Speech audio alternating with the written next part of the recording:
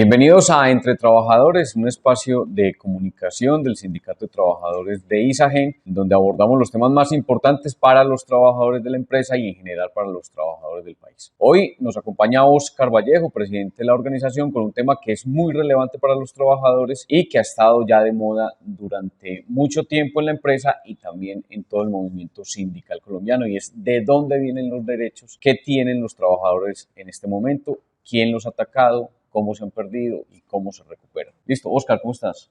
Muy bien, muchas gracias, Yamí. Empezamos entonces con que la convención colectiva que ustedes tienen actualmente tiene 37 artículos.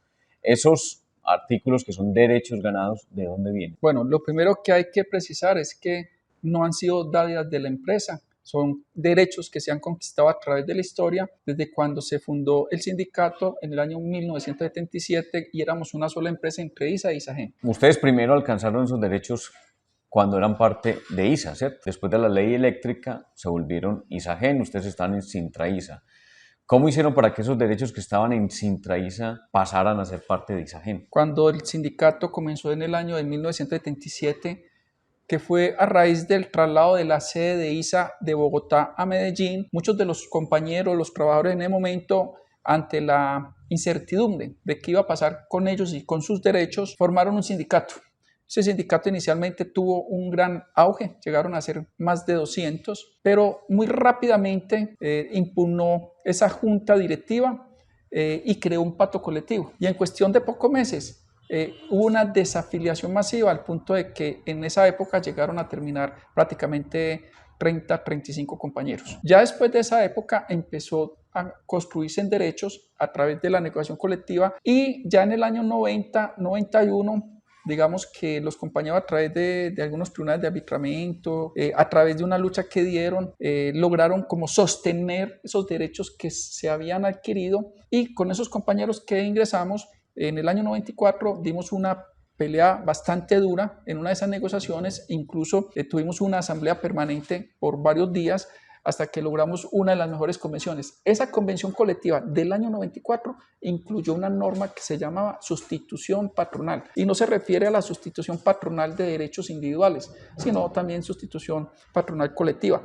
Pero nosotros reforzamos esa norma desde el año 92, que empezamos a hacer un lobby en el Congreso para que dentro de la ley eléctrica quedara una norma que protegiera a los trabajadores de la empresa que eventualmente se escindiera de ISA. Bueno, entonces se entiende que esos derechos que ustedes tenían en ISA llegaron a Isagen fue también por el esfuerzo de los trabajadores. Hace poco la empresa envió una comunicación que se llama Pasa la Voz, en donde dice textualmente que si a la empresa le va bien, a los trabajadores les va bien, ¿cierto? Entonces da la impresión de que la empresa cree que esos derechos han sido prácticamente un regalo o una dádiva que se le da a los trabajadores por su esfuerzo.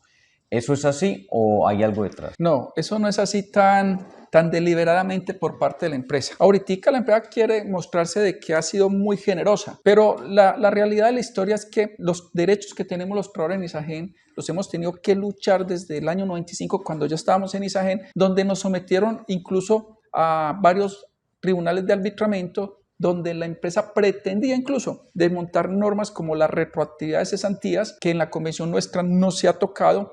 ¿Para qué? Para que los trabajadores nuevos que ingresaron a Isagen después del año 90 no pudieran beneficiarse de ella. Hoy en día tenemos compañeros que vienen reclamando ese derecho y se los están aplicando. Bueno, si uno podría resumir, los derechos que se han conquistado en la convención colectiva han sido fruto del esfuerzo de los trabajadores. Y la empresa ha atacado esos derechos a través de contrapliegos, persecución sindical y el pacto colectivo, ¿puede ser? Sí, digamos que la empresa siempre ha tratado de limitar la actividad que pueda hacer el sindicato en torno a mantener y conquistar derechos. Entonces, una de las situaciones y hay que decirlo que es así, es patrocinar, por ejemplo, un pacto colectivo que le funcionó hasta el año 2011-2012. Como lo decías, había una persecución sindical, y es un tema histórico que, aunque la empresa lo ha vuelto menos evidente, digámoslo así, pues sigue siendo una persecución, porque cuando no hay voluntad para negociar, cuando desconoce la convención colectiva,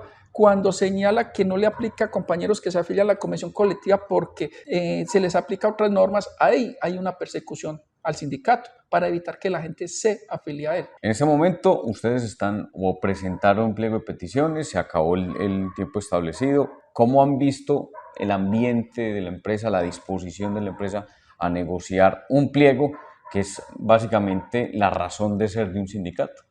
Bueno, aunque la empresa se llena la boca diciendo que ellos han tenido la voluntad y casi que insinuando en algunas reuniones que el sindicato es el que no la ha tenido, la realidad es que quien no ha tenido la voluntad de negociar ha sido la empresa. Y no ha tenido la voluntad porque es que ellos lo que quieren es que nosotros les aceptemos las propuestas que ellos quieren introducir en la convención. Temas tan sencillos como la vigencia. O sea, fue la primera condición, tratar de atar el sindicato, amarrarlo a 10 años, para que el sindicato no pueda actuar en entornos donde pueden haber cambios tanto en la legislación, económicos, y que eso se hace posible a través de la negociación colectiva. Que antes de la arreglo directo, de alguna forma intentaron a través del Ministerio del Trabajo notificarnos un contrapliego, una denuncia camuflada de contrapliego. Luego en la mesa también intentaron que nosotros le recibiéramos ese contrapliego, denuncia camuflada de contrapliego. Listo, Oscar, muchas gracias y gracias a ustedes por estar aquí entre trabajadores. Y recuerden que Roma no se construyó en una semana, tampoco los derechos se han construido rápidamente y ha sido un esfuerzo permanente, constante de los trabajadores en contra de las personas que quieren pisotear los derechos históricos y de impedir que los trabajadores mejoren su calidad de vida.